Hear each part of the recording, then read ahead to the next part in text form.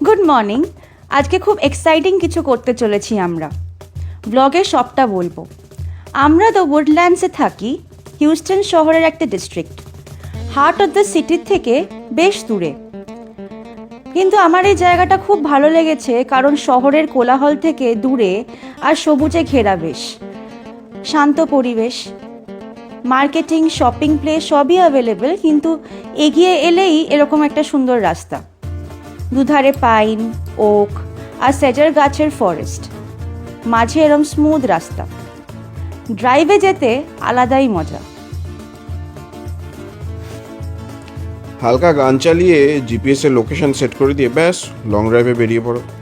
এখানে ছোটোখাটো অনেক হিডেন স্পটস আছে আউটিংয়ের জন্য। আমরা ওরকমই একটা স্পট আজকে এক্সপ্লোর করতে যাচ্ছি। দ্য উডল্যান্ডসকে ডিজাইন করেছিলেন জর্জ পি মিচেল 1974 সালে, একটা ইকো ফ্রেন্ডলি নেচারকে প্রোটেক্ট করে তৈরি কমিউনিটি হিসেবে। এখানে প্রায় 28% জায়গা গ্রিন স্পেস হিসেবে রাখা হয়েছে, তাই নামটাও দ্য উডল্যান্ডস। রাস্তা ধরে যেতে যেতে দেখতে পেলাম সুন্দর ওয়াটারওয়ে এরিয়া, আর দূরে the iconic Cynthia Woods Mitchell pavilion.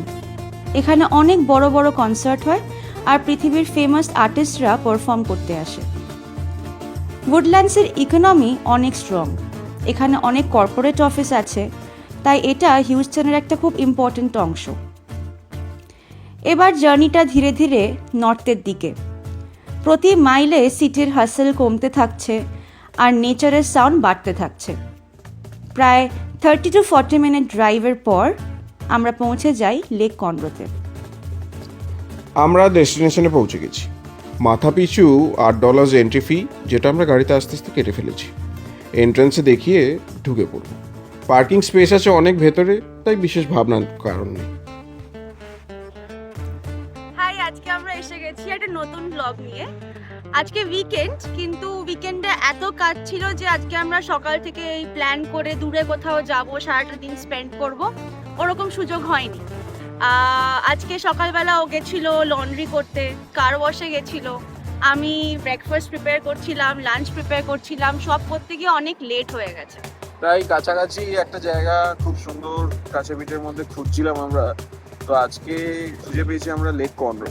তা আজকে আমরা লেক কনরো এক্সপ্লোর করতে চলে এসেছি। লেক কনরো আমাদের বাড়ি থেকে ওই খুবই কাছে, আধা ঘন্টা মতো লাগলো। একটা ভীষণ সিনিক রাস্তা দিয়ে এসেছি আমরা, প্রোডাক্টস মিল ড্রাইভ দিয়ে। তো আজকে লেক কনরো বিচ পার্কে এসেছি আমরা। সেখানে অনেক রকমের অ্যাক্টিভিটিস প্লাস বসার জায়গা, খাওয়ার জায়গা, বারবিকিউ করা যাচ্ছে একসাথে ফ্যামিলি, প্যাডেল বোটস, স্টিমার্স ভাড়া পাওয়া যাচ্ছে, কায়াকিং করা যায়, ইভেন বসার জন্য বিচ চেয়ার্স, কাবানা সব কিছু রেন্টও করা যায়। তো খুবই আমার তো এসে এখনো অবধি আমরা ঢুকিনি, পুরো পার্কটা এক্সপ্লোর করিনি, কিন্তু দূর থেকে দেখে আমার বেশ ভালো লাগছে। আর উডল্যান্ডসে আমরা থাকি, কিন্তু উডল্যান্ডস এক্সপ্লোর করা হয়নি, তো তাই আজকে আমরা চলে এসেছি উডল্যান্ডস এক্সপ্লোর করতে। খুব স্পেশিয়াস একটা ওপেন এরিয়া যেটা দেখতে পাচ্ছেন, সেটা হলো পার্কটা। এখানে ছোট ছোট শ্যাক বানানো আছে, যেখানে দেখছি অনেকেই ফ্যামিলি অ্যান্ড ফ্রেন্ডস নিয়ে এসে পার্টি করছে, বারবিকিউ গ্রিল করছে। এটা একটা পিকনিক স্পট, যা যা লাগবে সব প্যাক করে নিয়ে চলে এসো, নিজের মতো কর্নার সেট করে বসে যাও। এটা একটা লেকের মধ্যে বেশ একটা পিয়ের বানানো, ফটোজেনিক বেশ। এখানে বেশ অনেকক্ষণ দাঁড়িয়ে ভিউ এনজয় করলাম। জেট স্কি অ্যান্ড স্পিড বোটও রেন্ট করা যাচ্ছে, $100 for an hour, pretty expensive. এখানে ফিশিং রড নিয়ে এসে ফিশিং করছে অনেকে। এটা একটা ভালো টাইম পাস। সানি ওয়েদারও ছিল আর সুন্দর হাওয়া দিচ্ছিল, রিল্যাক্স করার জন্য একটা পারফেক্ট ডে। লেকের পাশে অনেক কটা রেস্টুরেন্টস আছে। They serve seafood, American and Mexican food. Conroe lake house সবগুলোর মধ্যে সবচেয়ে ক্রাউডেড আর হ্যাপেনিং। এবার বিচ সাইডে এসে গেছি।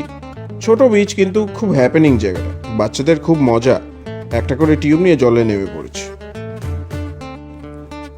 কয়েকজন বাকেট নিয়ে এসেছে স্যান্ড ক্যাসেল বানাবে বলে। বড়রা কেউ জলে এনজয় করছে, না হলে বিচে বসে সানবাথ নিচ্ছে। আমি চলে গেলাম একটু কাছ থেকে লেকটা উপভোগ করব বলে। ছোট ছোট ঢেউ পাড়ে এসে ভাঙছে, বাড়ির এত কাছে এত সুন্দর জায়গা পেয়ে যাব ভাবিনি।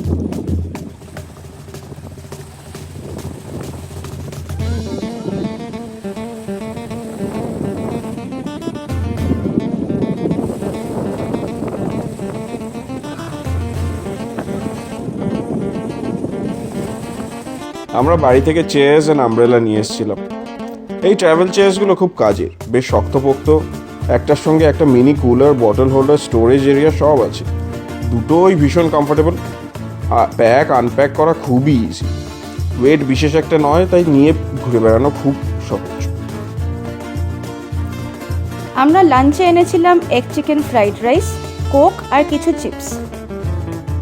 একটা গাছের তলায় আরামসে সব গুছিয়ে নিয়ে বসে একটা সুন্দর ভিউ দেখতে দেখতে লাঞ্চটা সেরে ফেললাম। এই আনপ্ল্যান্ড আউটিংগুলোই বোধহয় সবচেয়ে ভালো কাটে। একটা পিসফুল আর রিল্যাক্সিং দিন কাটলাম লেক কর্নওয়াতে। আশা করি আপনাদেরও ভালো লেগেছে। কমেন্ট করবেন, অবশ্যই জানাবেন। দেখা হবে পরের ব্লগ। টাটা। টাটা।